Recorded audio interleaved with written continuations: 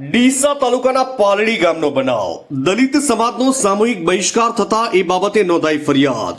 ગુજરાતના બનાસકાંઠામાં 75ની અમૃત મહોત્સવમાં પણ દલિત સમુદાયનો વિરોધ સવર્ણ સમાજ દ્વારા કરાઈ રહ્યો છે। ડીસાના બિરડી પાસેના પાલડી ગામે સનાતન હિન્દુ ધર્મના પ્રાણ પ્રતિષ્ઠા મહોત્સવમાં આખો દલિત સમાજની ગામના લોકોએ અવગણના કરાતા દલિત સમાજ દ્વારા બિરડી પોલીસ મથકે હાલતો 20 લોકો સામે ફરિયાદ નોંધાઈ। પાલડી ગામે દલિત સમાજની સામાજિક સમરસતાને નેવે મૂકી જાતિ વિરુદ્ધ વલણ અપનાવ્યું। ગામના કહેવાતા સવર્ણ સમાજના લોકોએ જેમાં 20 થી વધુ રબારી સમાજના લોકો જાતિ ધૃણા દાખવી પ્રાણ પ્રતિષ્ઠા મહોત્સવમાં દલિત સમાજના લોકોને અલિપ્ત કરાતા સરકાર અને તંત્ર દોડતું થયું।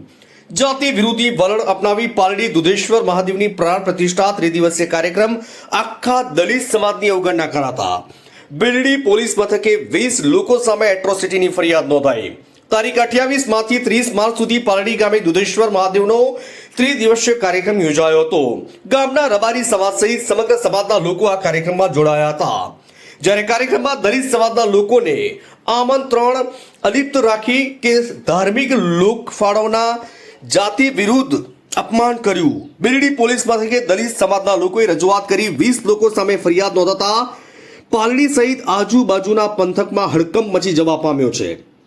પાલડી ગામે દલિત સમાજની ધાર્મિક અને સામાજિક સમરસતાના ધજાગરા ઉડાડતી SC/ST સેલના ડીવાયએસપી સહિતનો પોલીસ કાફલો ઘટના સ્થળે પહોંચી આગળની કાર્યવાહી હાથ ધરી। ભાજપ સરકાર દ્વારા 14મી માર્ચથી આ વર્ષે સમરસતા વર્ષની ઉજવણીના બનાસકાંઠામાં સમરસતા રસની ગુલામો ફૂંકી રહ્યા છે। જ્યાં ડીસાના બિરડી પાસે પાલડી ગામે દલિતોનો ધાર્મિક કાર્યક્રમમાં આજે પણ અસ્પૃશ્યતા સ્પષ્ટપણે દેખાઈ રહી છે। દલિતો પરના અત્યાચારો ભૂતકાળ કડવા ઘૂંટ પીધા બાદ ત્યારે આજનું ટેકનિકલ યુગમાં પણ દલિતોને જાતિથી અપમાનિત કરવાના કિસ્સાઓ યથાવત જોવા મળી રહ્યા છે।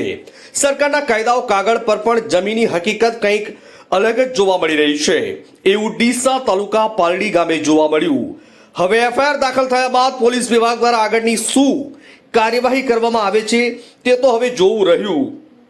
Bureau chief Hargovan Chauhan, Banaskantha.